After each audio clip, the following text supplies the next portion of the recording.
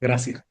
Eh, entonces, como señalaba, esta libertad y toda eh, este fomento a la organización sindical se ha ido plasmando en el Código del Trabajo. Y algunas normas, que después vamos a ver más en detalle, que plasman esto, la facilidad relativa para constituir sindicatos. En primer lugar, en cuanto a los foros, ya había señalado que si el sindicato tiene más de 50 trabajadores, para constituir un sindicato se requiere a lo menos 25 trabajadores que representen el 10% de los trabajadores de la empresa. Pero si no existe ningún sindicato en esa empresa vigente, porque puede haber sindicatos pero que no están funcionando, se puede constituir con a lo menos 8 socios y que durante el plazo de un año se reúna el quórum que está establecido. Esto está regulado, ¿eh?, en el Código del Trabajo, en el artículo 221. A todo esto también un aviso comercial. Les recomiendo siempre tener un código del trabajo, comprar un código del trabajo, ¿ya?, leerlo, ¿ya? Hablaba Manuel, ¿no es cierto?, de la importancia de la educación. Es importante leer, hojear el código del trabajo. Lo pueden rayar. O sea, mientras más arrugado, mientras más juego esté el código del trabajo, significa que lo están usando, ¿ya? Entonces lo pueden rayar, nadie se va a enojar porque quedan rayados, pueden destacar lo más importante, ¿ya?, que les va llamando la atención. El artículo 221 dice lo siguiente. La constitución de los sindicatos se efectuará en una asamblea que reúna los quórum a que se refieren los artículos 227 y 228 y deberá celebrarse ante un ministro de fe. Esto es el único requisito que impone el Código del Trabajo para formar un sindicato, que sea constituido ante un ministro de fe. ¿Ya? Es el único requisito. Después vamos a ver que impone otro requisito a posterior. ¿Ya? Ahora, eh, ¿cuánta gente se tiene que reunir para constituir este sindicato? Artículo 227. En una empresa que tenga más de 50 trabajadores, requerirá de un mínimo de 25 trabajadores que representen a lo menos el 10% del total de lo que presten servicios en ella. Es lo que te había dicho. Después del inciso segundo habla de la situación excepcional de constituirlo con 8 trabajadores. ¿Y qué es lo que pasa si la empresa tiene menos de 50 trabajadores? O hasta 50, porque el otro es más de 50, hasta 50. Dice que solo con 8 trabajadores que representen a lo menos el 50% de los trabajadores.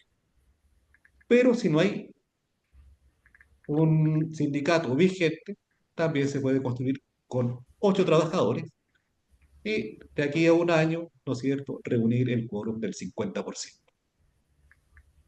Finalmente, en el inciso siguiente, trata del caso de las empresas que tengan más de un establecimiento y señala que en ese caso se constituirá con 25 trabajadores, a lo menos, y que representen a lo menos el 30% de los trabajadores de ese establecimiento. Esos son los quórums que se requieren. ¿Eh? Ahora, yo les comentaba que el único requisito para constituir el sindicato es tener un ministro de fe. Si estamos hablando de un sindicato de trabajadores de empresa, este ministro de fe puede ser un inspector del trabajo, un notario público o un oficial del registro civil. En la práctica, normalmente se utiliza el funcionario de la inspección del trabajo por razones económicas, por razones más prácticas, razones de tiempo, y también porque al ser un funcionario de la inspección del trabajo, también nos aseguramos de que este proceso se esté llevando conforme a la ley, y que no tengamos ningún inconveniente. Bueno, se hace la asamblea, se votan los estatutos y luego se elige a al directorio de este organismo sindical. Una vez que se ha constituido el sindicato, hay un plazo de 3 días para informarle al empleador, que es una formalidad, ojo con esto, que el Código del Trabajo no establece sanción si no se cumple. Lo mismo ocurre con la renovación de una directiva sindical, de un directorio. ¿Ya? Está la obligación de informarle al empleador que se ha renovado, cuál ha sido el cambio de este director, pero no está establecido en el Código del Trabajo la sanción.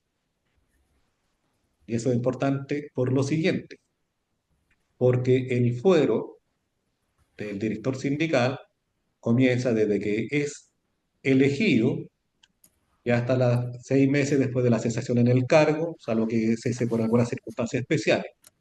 Y además tenemos el fuero de la constitución del sindicato, ¿no? Que es de 10 días antes de constituir. Y ahí tienen fuero todos los que participaron en la constitución del sindicato. Entonces, ¿qué es lo que ocurre? Si tiene fuero desde la fecha en que se constituye el sindicato, o de 10 días antes, si no se le avisa al empleador que ha sido elegido director sindical, no pierde fuero. El fuero lo mantiene. No existe la sanción de que pierde el fuero por no avisarle al empleador. ¿Ya? Eso no ocurre.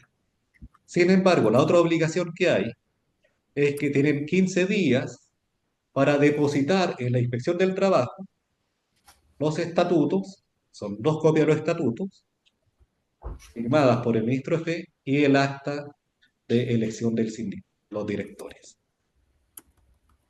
Eso tiene que ser depositado en la inspección del trabajo dentro del plazo de 15 días y si no es depositado dentro de ese plazo, se tiene que volver a realizar la votación.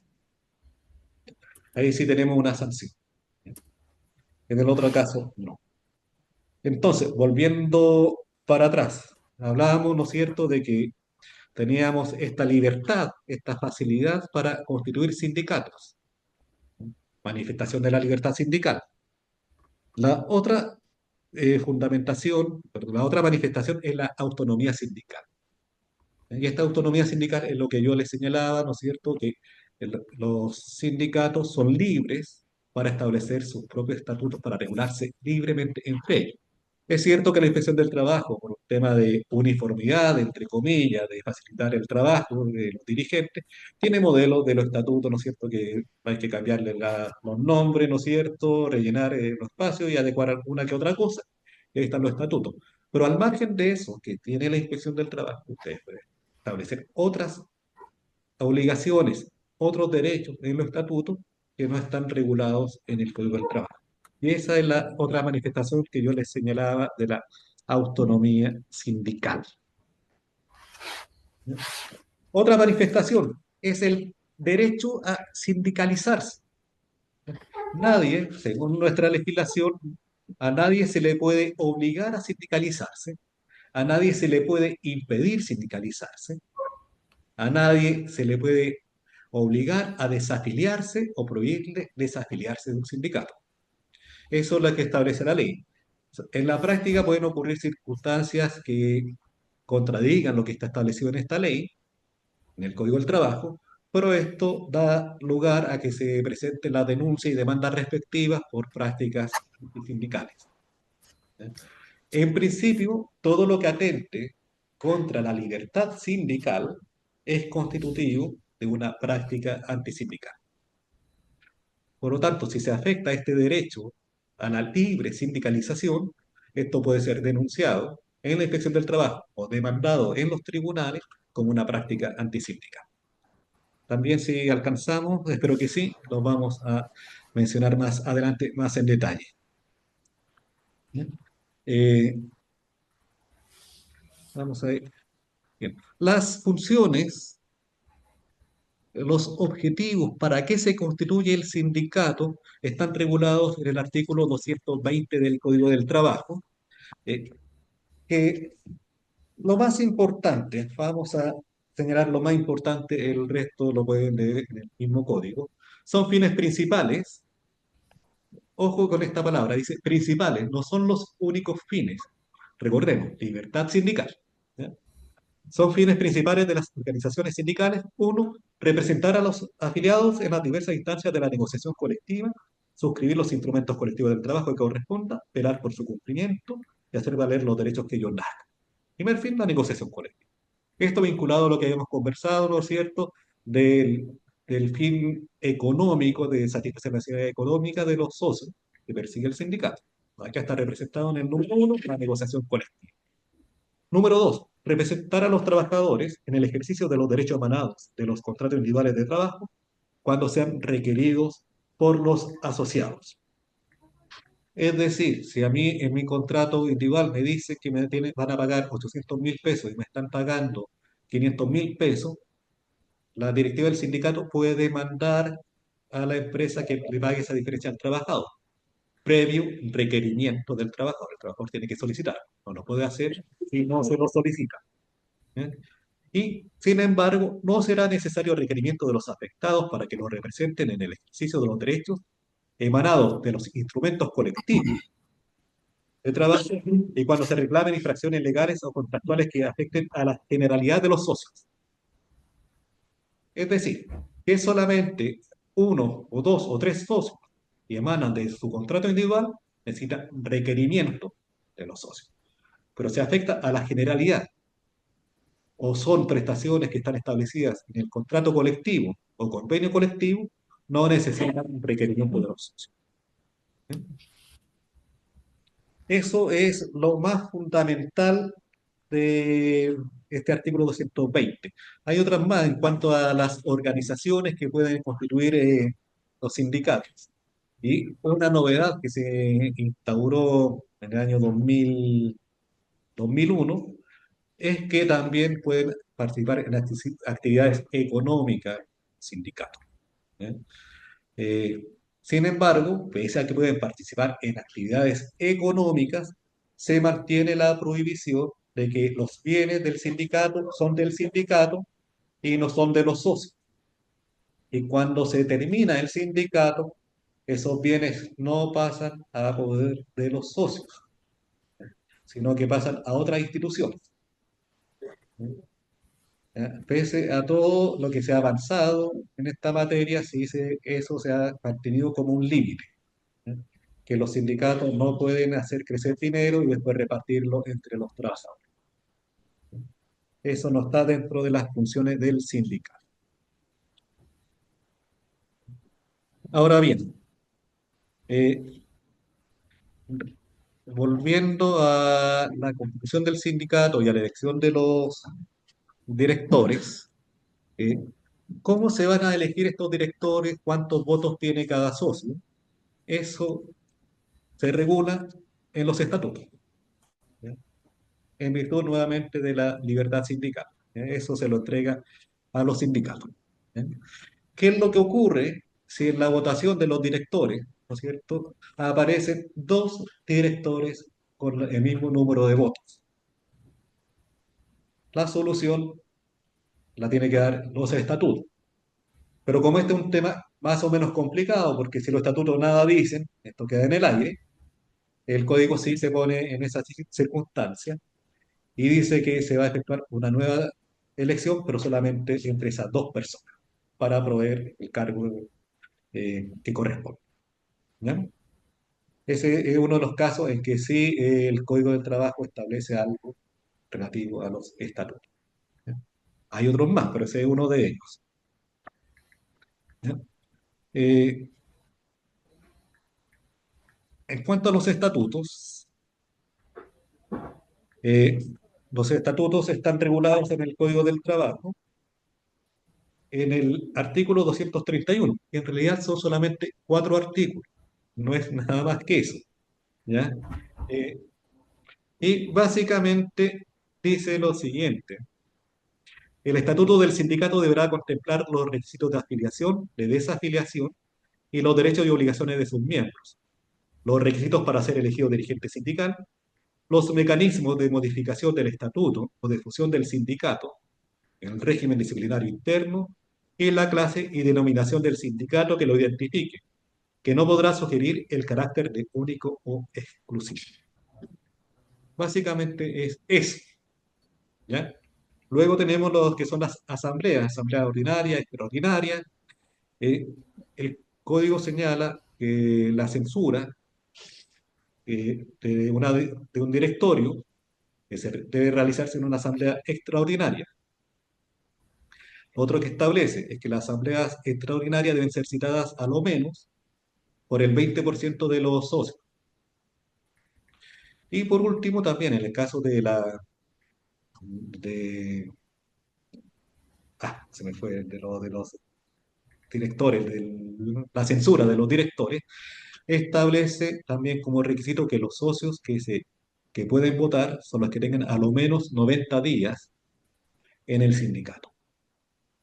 Esas son básicamente las únicas normas que impone el Código del Trabajo a los estatutos. El resto de la regulación en la que el propio sindicato quiera darse. ¿Estamos? Eh, en cuanto a lo que es el fuero de los dirigentes sindicales, yo le señalaba que el directorio tiene fuero hasta el momento, hasta 6 meses después de que cesen en el cargo. Esto tiene tres excepciones. El término de la empresa, cuando termina la empresa, en ese momento termina el fuero. El caso de la censura del director, en ese caso también el fuero termina en el momento en que es censurado. Y por último, cuando esto es establecido como sanción por algún tribunal. Otro detalle que no le mencioné respecto de la censura a los dirigentes es que con la censura cae no solamente un dirigente, sino que cae todo el directorio. Eso también hay que tenerlo en cuenta. Eh, entonces, el fuero dura hasta 6 meses, salvo esas situaciones excepcionales. Otro caso también que está en otra parte del código que está disperso, es en el caso de que el sindicato fue constituido por 8 trabajadores, teniendo un plazo de un año para reunir el quórum, y no lo reúne. En ese caso, se disuelve el sindicato de pleno derecho para el año, y también en ese caso pierde el director, siendo 8 trabajadores, solamente hay un director, el director pierde el fuero también de pleno derecho en ese momento. Y otro caso más es el caso de los estatutos, ¿no es cierto? Yo les había señalado que el sindicato tiene 15 días para depositar en la Inspección del Trabajo los estatutos, 2 copias de los estatutos. La Inspección del Trabajo, a partir de ese momento, tiene 90 días para revisar los estatutos y determinar si están conforme a la ley o no están conforme a la ley. Si estima que no están conforme a la ley, van a presentar observaciones a los dirigentes para que adecúen los estatutos al Código del Trabajo. Y tiene un plazo, en este caso el sindicato, de 60 días para adecuarlos. Para adecuarlo no necesita llamar a una asamblea y votar estas correcciones, sino que simplemente las redacta y las ingresa a la inspección del trabajo. 60 días para adecuarlo, o dentro de los 60 días también puede reclamar de estas observaciones ante los tribunales de justicia. Y como yo les señalaba, uno de los fundamentos para reclamar de estas observaciones es decir, miren, según la libertad sindical y según lo que dice el Código del Trabajo, ustedes no pueden obligarme a efectuar esta modificación. Y ahí será el juez el que resuelve si tiene razón la Inspección del Trabajo o tiene razón el sindicato. Si el juez estima que tiene razón el sindicato, le va a dar nuevamente un plazo para que adecue, perdón, si tiene razón la inspección, le va a dar un plazo para que adecue los estatutos. Nuevamente. Ahora, si dicen, si no los adecua y no reclama de esto ante los tribunales de justicia, o habiendo reclamado, los tribunales le dan la razón a la inspección y dentro del nuevo plazo no los adecua, en ese caso también caduca la personalidad jurídica del sindicato y también la directiva pierde el fuero. Esos serían todos los casos en que un dirigente sindical pierde el fuero. El otro caso que yo le mencionaba de sanción del tribunal es el caso de que el empleador, ante alguna conducta grave del trabajador, pida su desafuero.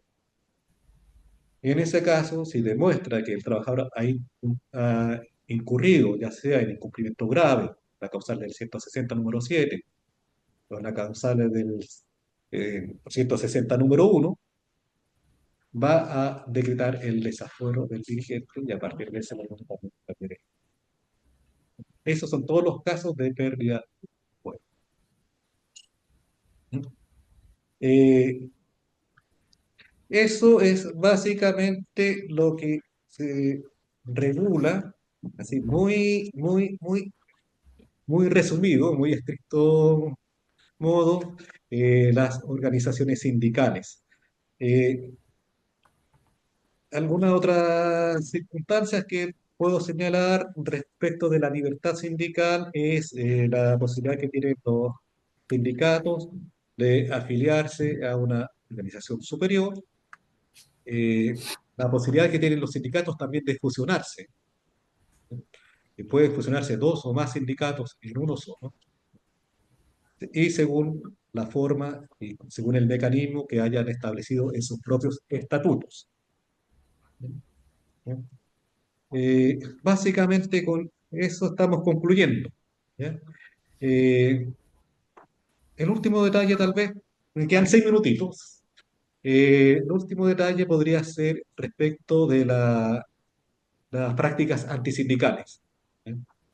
Yo les comentaba que eh, el infringir esta libertad sindical constituye una práctica antisindical y esto está sancionado en el Código del Trabajo.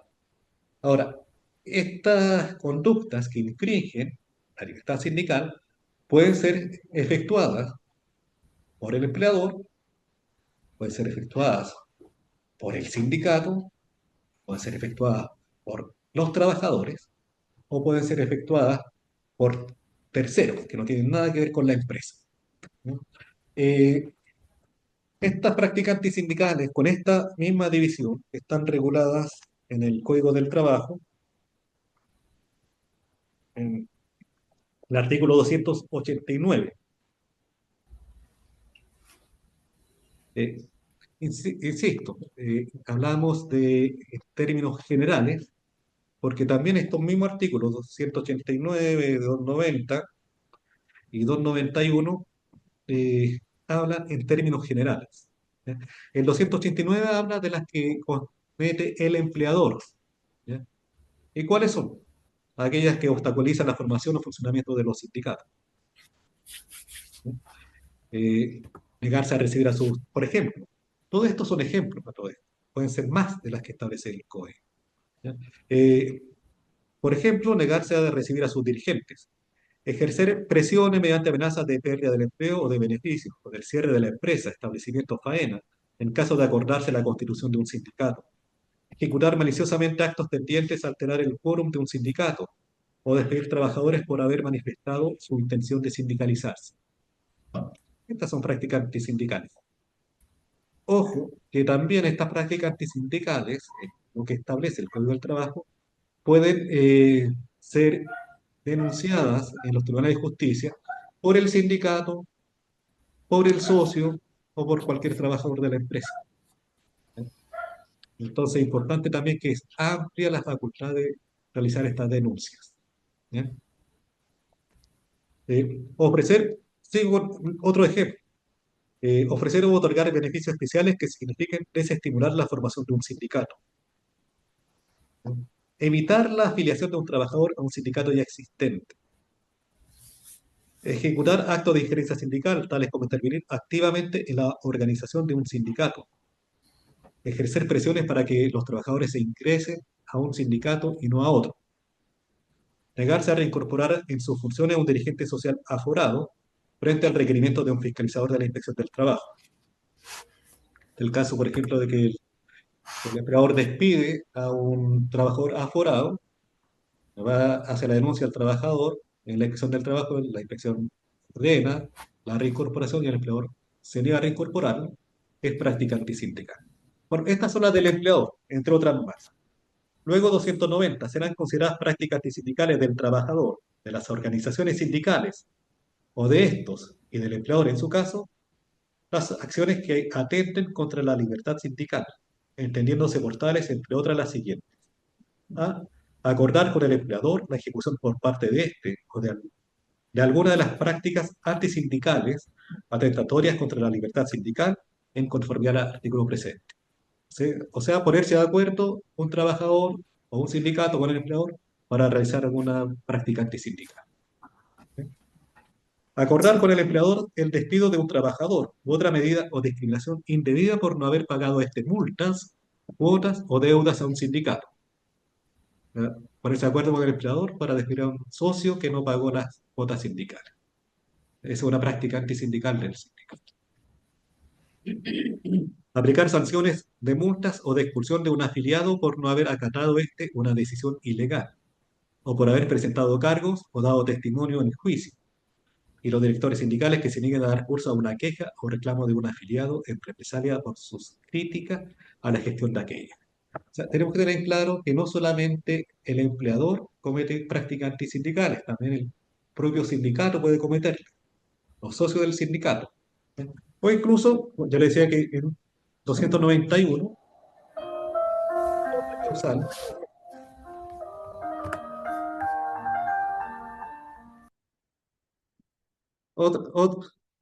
incurren especialmente en infracción que atentan contra la libertad sindical los que ejerzan fuerza física o moral en los trabajadores a fin de obtener su afiliación o desafiliación sindical o para que un trabajador se abstenga de pertenecer a un sindicato, y los que en igual forma impidan o obliguen a un trabajador a promover la formación de una organización sindical. El artículo 291 es también para personas que no forman parte de la organización sindical y que no son empleadores. Entonces, eso todo es lo importante. Ojo también con las que pueden cometer los propios sindicatos. Eso hay que tener en cuenta que también pueden caer en práctica antisindical.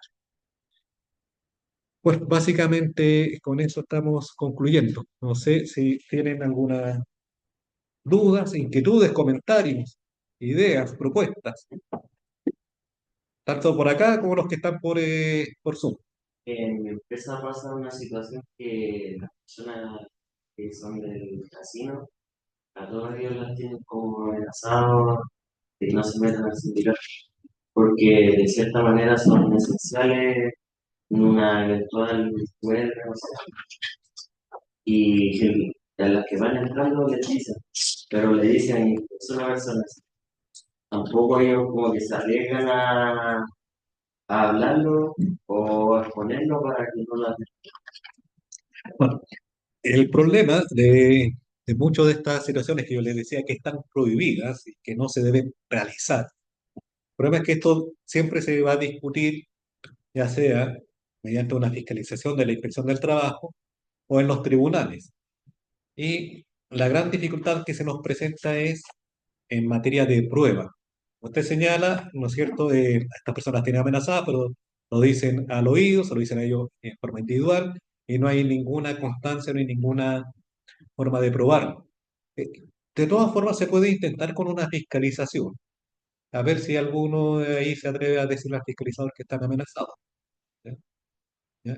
Eh, Recuerden que también dentro de unas modificaciones que se hicieron al Código del Trabajo hace ya 10 años, un poquito más, está la vulneración de derechos fundamentales. Y dentro de esto hay una especie de protección a los trabajadores que declaran en la Inspección del Trabajo, que declaran en los tribunales, en la Inspección del Trabajo, que presentan denuncias, que si son despedidos, y el tribunal determina que fue por esta vulneración de derechos fundamentales, para hacer esta denuncia, por haber todas estas declaraciones, el empleador puede ser condenado a pagar entre 6 y 11 remuneraciones como una indemnización especial, al margen de la que corresponda por medio de aviso mes por año. Entonces, esa sí es una herramienta, entre comillas, que es de protección, porque algunos empleadores, para no ser sancionados, no van a despedir al trabajador, y si lo despiden, bueno, van a tener después este castigo. ¿Ya? Siempre y cuando el juez determine, ¿no es cierto?, que fueron despedidos por haber participado en esta fiscalización o en estos juicios. Eh, en la práctica, la mayoría de los despidos que se producen inmediatamente después de la denuncia, me refiero a una semana, un mes, los jueces ya determinan que sí fue por esta denuncia. Lo mismo si declaran en un tribunal y al mes, o en la inspección del trabajo, y al mes son despedidos, los jueces ya sospechan claramente que sí fue por esta denuncia y aplican la sanción. Entonces, eso es una alternativa. ¿Algún otro comentario? Pregunta, don Techi, cuando tiene que ser autorizado por escrito por el trabajador que quiere que uno le haga el reclamo ante la empresa o ante la inspección del trabajo, o basta solo la mera conversación. No, por escrito. Sí. Recuerde, cuando se necesita requerimiento, este requerimiento tiene que ser por escrito. La verdad es que hace, por allá por el 98, 97, por esa época, se requería además que fuera por instrumento público, o sea, firmado ante notario. Hoy en día basta solamente una hojita firmada. Y si es para demandar, por ejemplo, por un grupo de trabajadores y el requerimiento lo hace la asamblea, basta con que quede constancia en el acta. Claro, simplemente basta. Bueno, Eh, Haciendo alusión a lo que decía el compañero acá en la empresa en la que trabajo, está pasando casi exactamente. Te hablaba sobre la fiscalización. Eh, Hay que interponer primero una denuncia sobre estos actos para pedir la fiscalización o se la puede pedir sin hacer la denuncia. no, claro, no, la fiscalización es una consecuencia, forma parte del trámite que se realiza cuando se presenta una denuncia. Uno hace la denuncia y la inspección del trabajo fiscaliza y después resuelve. Eh, Doña Alicia Ampuero. A ver, doña Hola, Alicia, buenas tardes. buenas tardes. Sí, tengo una consulta. Lo que pasa es que eh, con respecto a un socio que está actuando mal, en este caso yo soy, disculpe porque estoy súper resfriada, yo soy presidenta del sindicato y hoy día me llegó un comentario solamente de pasillo y quiero hacer las averiguaciones primero, pero para ver si usted me puede orientar, que un socio del sindicato está haciendo abuso o acoso laboral a una persona no sindicalizada. ¿Nosotros podemos actuar en contra de un socio? A ver, en este caso habría que ver, ya, habría que ver qué es lo que, primero, qué es lo que dicen los estatutos. ¿Ya? Recuerden, todo lo que es relacionado entre la directiva, los socios, el funcionamiento, hay que ver qué es lo que dicen los estatutos. Esto es lo primero. ¿Ya? Ahora, si los estatutos nada dicen, yo creo que ustedes no tienen la facultad de actuar en contra de un socio. ¿Ya? Lo que sí corresponde es que esta trabajadora haga la denuncia, ¿no es cierto?, ya sea al empleador o a la inspección del trabajo por el acoso laboral. ¿Ya? Pero ustedes no podrían actuar en contra de un socio. No sé, igual yo tenía entendido eso, pero quería aclararlo. Y muchas gracias. De nada. Eh, Don Patricio. Un socio, si va a ser un sindicato y recién pasó a contrato indefinido, ¿puede participar en la dirección? Depende de lo que digan los estatutos. Ah, ya. Los estatutos son los que regulan toda esta vida interna. Sí, pero ellos no tienen estatuto, o sea, van a crearlo recién en el sindicato. Ah, van a crear recién el sindicato. Sí, Claro. Usted dice, tiene solamente un mes en la empresa con un contrato indefinido. ¿Sí? sí. ¿Sí?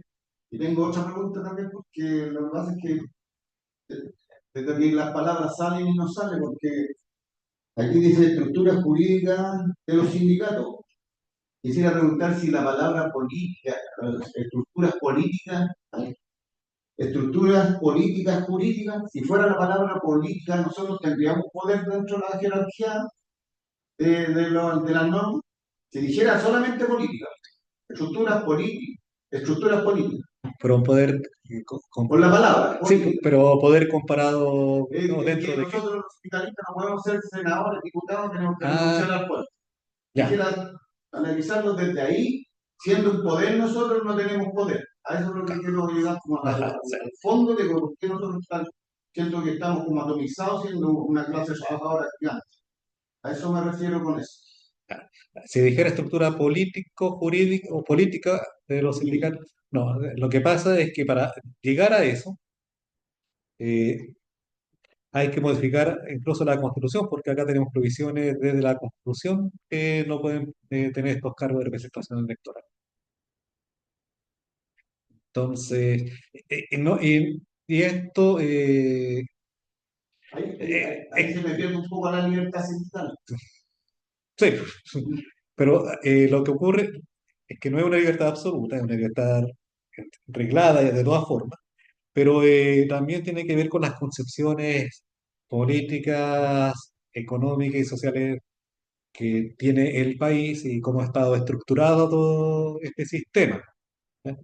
¿Qué es lo que se pretende con esto? Realmente, que como usted dice, perder, que no tengan el poder, o sea, que no sea don Patricio ahí, senador, y que tenga detrás de él a 20.000 trabajadores. Claro, como que yo siento que lo relegan a discutir lo económico nomás, como dijo usted, no las estructuras políticas. Estamos nosotros ahí solamente batallando con el patrón, siendo que las leyes están por otro lado, como la constitución que usted dice que limita ya ahí. Entonces yo como que le daría más vuelta que la cuestión hay que cambiarla. Claro, pero volviendo un poco a esos principios que hablábamos antes y las características, eh, hay algunas leyes que han salido precisamente por la presión que han hecho los movimientos sindicales. Y por tanto, de esa forma se podría también modificar la Constitución eventualmente si se adquiere ese poder. Recuerde, la unión, ¿no es cierto? Estar todos trabajando, remando para el mismo lado, sumando adherentes, ¿no? Se puede llegar a crear un movimiento que modifique la Constitución y se cambie esas normas. Ojo que también es importante aclarar que uno de los temas que tienen que tener en cuenta es que los temas de pelea entre los socios o entre los directores sindicales, y hay que tener cuidado con eso, son también los pensamientos políticos. ¿Ya? Yo no estoy hablando en contra de que tengamos y que manifestemos, ¿ya? Pero también la idea es que nos representemos como clase trabajadora, ¿no es cierto? Que estamos de acuerdo con eso. Sí, No decir, mira, es que tú eres comunista, entonces yo no voy a seguir contigo con esto porque eres comunista. No, no te voy a apoyar en esto. Pensar que podemos remar todos para el mismo lado, ¿no es cierto? Defendiendo los intereses de los trabajadores, siendo comunistas, siendo socialistas, siendo republicano, tal vez, bueno, pero podría, ¿ya? Siendo de cualquier partido político. Lo interesante es que defendamos y nos unamos en la defensa de los derechos de los trabajadores. Y políticamente eso se puede hacer cuando se logran esos movimientos. En ese sentido, sí, yo creo que podemos lograr transformación. Pero no, no quedarnos en la pelea chica partidista, sino que pelear como por el lado de los trabajadores. Es la única forma. La verdad es que, de hecho, estas características de las que se habla del poder de los trabajadores son poderes que se adquieren, como yo les señalaba, a través de la fuerza, a través del número de los socios, a través de la unidad, para crear presión. El movimiento sindical, todos los derechos de los trabajadores, no le han sido regalados a los trabajadores. Y eso lo van a conversar con Manuel cuando él haga la charla. Y algo yo les mencionaba el año pasado cuando hablábamos tampoco de la historia del derecho del trabajo, que todo ha sido a raíz de los movimientos de los trabajadores. Nada, nada ha sido gratis. ahí es donde voy a punto yo con la información, porque nosotros creemos que todo funciona, pero no. no funciona en el sentido que la gente dice que nosotros no somos con fines de lucro, podemos aportar la cuota, pero no podemos hacer una ejecución bancaria para, no sé, comprar un balneario a 20 años y total el sindicato no se va a morir. Entonces nos limitan en muchas cosas, pero nosotros con la información que tenemos no avanzamos.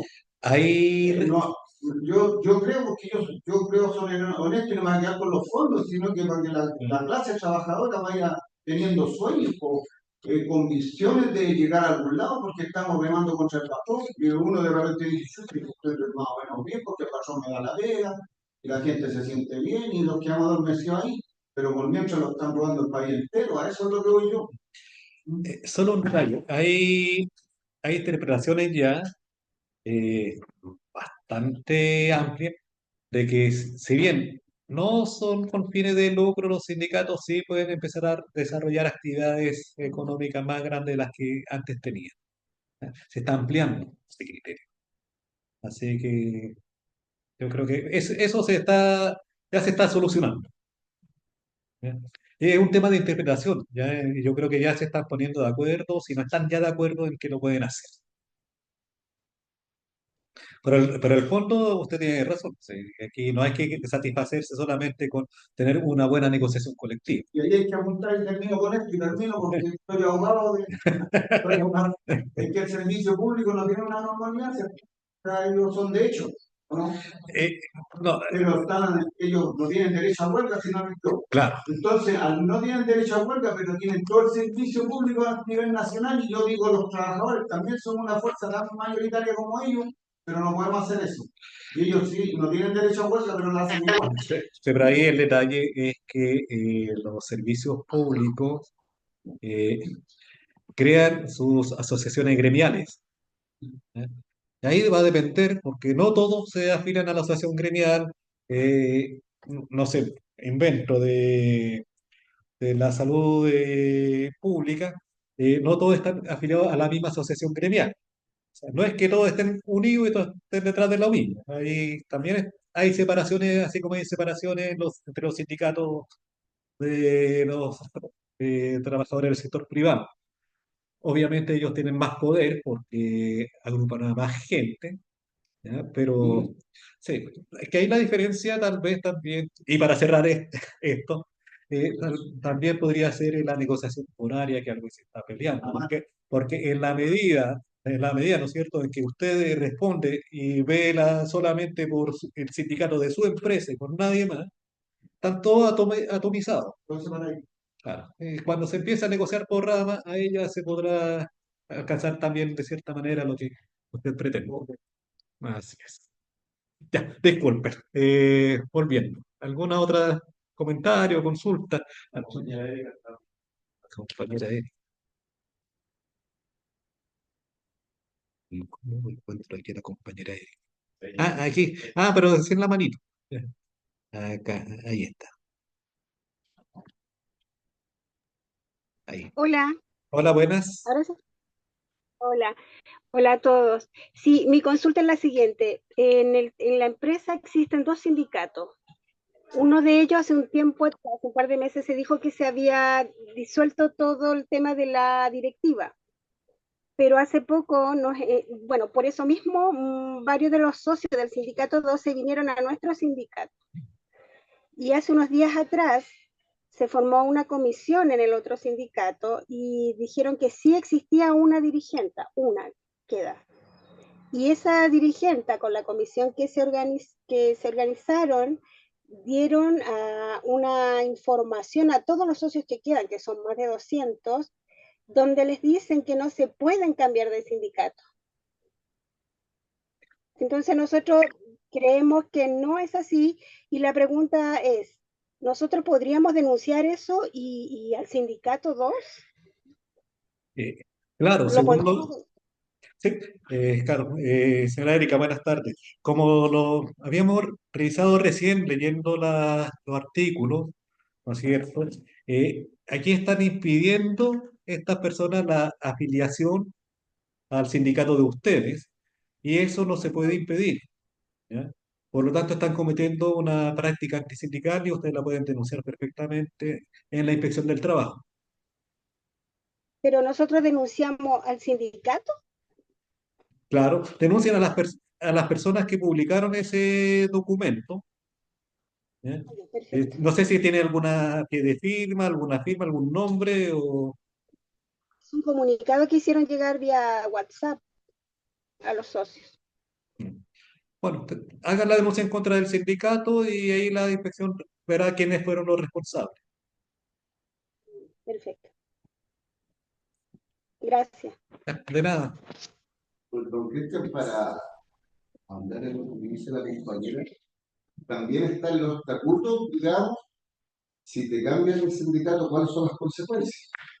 Porque en nuestros estatutos, si está la libertad de irse a otro sindicato, pero tienes que seguir pagando la cuota sindical Claro, hasta que llegue el nuevo periodo de negociación colectiva. sí, ya, perfecto. Eso, ojo, también está establecido en el Código del Trabajo.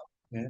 Eh, si yo negocio con el sindicato A, obtengo unos beneficios y después me salgo del sindicato A y me cambio al sindicato B, mientras me sigan otorgando esos beneficios, que van a ser mientras dura el contrato colectivo, yo tengo que seguir pagando la cuota sindical al sindicato que obtuvo esos beneficios. Y voy a pagar un doble cuota porque le voy a pagar a ese sindicato y le voy a pagar al, y al B. ¿Ya? Pero esas son consecuencias propias del cambio, pero no se puede impedir, ¿ya?, que se cambie de sindicato. Claro, Va a tener consecuencias, va a tener que pagar dos cuotas, pero se puede cambiar. no se puede solo, pero no se puede inscribir. No se le puede interpretar. Y el estatuto no puede establecer que se impide ese cambio. No puede decir, no te puedes cambiar de sindicato.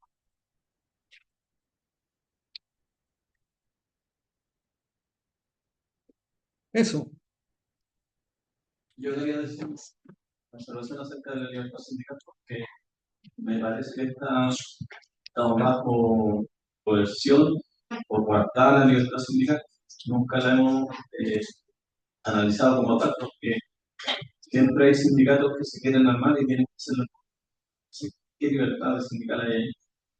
Y el empresario siempre a las personas que están formando los sindicatos las cortan y no tienen ninguna represalia, a no ser que vaya a la inspección, pero eso ya es un juicio largo, entonces muchas veces le da resultados.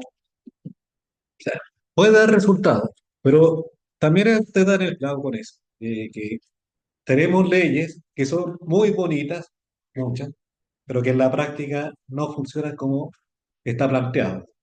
¿Ya? Eh, y la verdad es que es un problema que volvemos a lo mismo que decía Patricio recién. O sea, acá, en la medida en que los trabajadores, los sindicatos, no estén bien organizados, los sindicatos no sean fuertes, el empleador va a poder, entre comillas, hacer lo que quiera. Obviamente va a tener sanciones, ¿ya? Pero esas sanciones se van a demorar. Y un empresario, un empleador puede aguantar, ¿no es cierto? Puede esperar, no le va a afectar esperar 5 meses, 6 meses que le llegue la sanción, pero al trabajador estar 6 meses sin pega, sí le afecta. Entonces, en la medida en que el sindicato no sea fuerte, no tenga el poder, ¿no es cierto?, de presionar al empleador. Yo he conversado con algunos dirigentes de acá, de algunos sindicatos de la Confederación, que tienen esa capacidad y que hablan con el empleador y revierten despidos, por ejemplo, y logran revertirlo. Tienen, no sé si fuerza o buena llegada con el empleador, pero logran plantearle, mira, realmente esta persona está mal despedida por esto, por esto, por esto otro. Ah, tiene razón. Entonces lo dejamos sin efecto. Pero eso yo creo, me imagino que ustedes también, que es la excepción.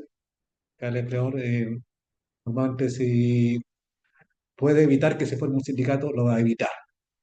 Si puede despedir a todos los socios del sindicato, lo va a hacer.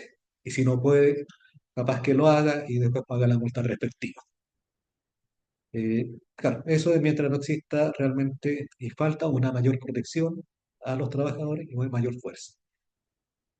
Pero en la medida en que se va promoviendo mayor protección a los trabajadores en las leyes, también en el Congreso hay cortapisas y barreras, porque todos dicen que con esto se encarece la mano de obra y por lo tanto va a haber menos trabajo, van a cerrar más empresas, etcétera. Y ese es el discurso que escuchamos desde décadas atrás. Y esa es la pelea siempre. Esa es la situación en la que estamos y por la que Patricio dice que tenemos que tener más poder. Una votación. Lo que pasa es que nosotros tuvimos una huelga el año pasado, hace poquito, en noviembre. Se lograron cosas, se ganó. Después de eso, nos dieron destino que fue sorprendente porque nosotros pensamos que iban a empezar a crecer un poco. Se despidieron un par de personas, pero la técnica que está ocupando la empresa es que después de eso empezó a contratar gente externa. Y en vez de estar contratando gente para la empresa Prodea, que es la mía, está trayendo gente de empresa externa a ocupar esos puestos que se están solicitando en estos momentos. Pero ahora no hay gente que se contrate para la empresa, sí, la que trabajamos. No sé si será un método de represalia o algo No, es para que beneficiarte. no es eso, pues, o sea, a ver, ¿por qué se crea esta externalización de los servicios? Precisamente para evitar sindicatos, para evitar conflictos laborales, ¿no es cierto? Ellos ya no tienen estos problemas porque no forman parte de la empresa. Para eso lo hacen. Indican que es para abaratar costos, pero realmente es para evitar problemas. Eso es. Lamentablemente se discutió en su momento cuando se reguló estas empresas externas, porque antes no estaban reguladas, y se quedó el artículo 183. La idea en un comienzo era restringirlas o incluso prohibir la contratación de esta empresa, estos servicios externos. Pero mucha gente que estaba estudiando la ley, que estaba preparándola, pensaba que si no estaban reguladas, igual iban a existir. Entonces era mejor tenerlas reguladas y que existieran, pero con cierta regulación. Y aquí tenemos las consecuencias. Y otra duda que me he olvidado preguntar. En el caso de nosotros, en la empresa, se nos hace un bono que es el bono producción. Ya. ¿Es legal que ese bono producción también se reparta con las personas que son externas de la otra empresa? Porque se saca un bono a la cierta cantidad de trabajadores, pero ellos también los contabilizan y no son de Eh, Podría ser, tengo que verlo un poquito más en detalle. Eh, pero le descuentan a ustedes, o sea, entre comillas lo reparten entre ustedes y la otra persona, o sea, ellos sacan parte de lo que les correspondería a ustedes. por decirle, somos 150 en ¿Ya? total con ellos Ajá, y nosotros, Prodea, que es la empresa, nosotros son 75. ya. Por decirle la mitad y los 75 otros son de la otra Ah, ok. empresa.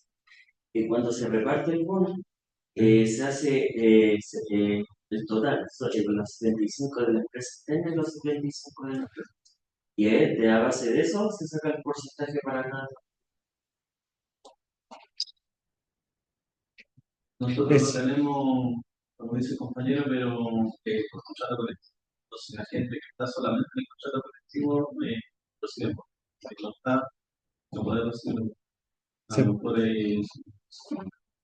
cambiar ese punto del se- contrato colectivo. habría que ver también cómo lo tienen pactado en los contratos individuales y bonos de producción. Mándeme una fotito del contrato, ¿ya? O dónde está regulado. Así le podemos echar un vistazo. Ok. Eh, Gaviria. Aquí yo creo que. Ay, hola, buenas noches. Hola, buenas. Es que no sé si lo planteé bien. Lo que pasa es que en la elección antigua, o sea, la anterior que hubo del sindicato, uno de mis compañeros ya se iba de retirada del club, optó por un beneficio del sindicato de retirarse con el 100%, y quedábamos solamente dos, que era nuevamente la elección, pero ningún otro compañero quería postularse. O sea, estábamos lo que es presidente y tesorero. En ese caso, tiene que haber un mínimo o puede ser solamente que postulen dos, porque nadie que de 40 socios, como que les da miedo postular y entonces no querían. Al final tuvimos que hacer así como o si no se muere el sindicato, una cosa así, si no hay un quórum. Sí, ¿qué dicen los estatutos para la renovación del sindicato?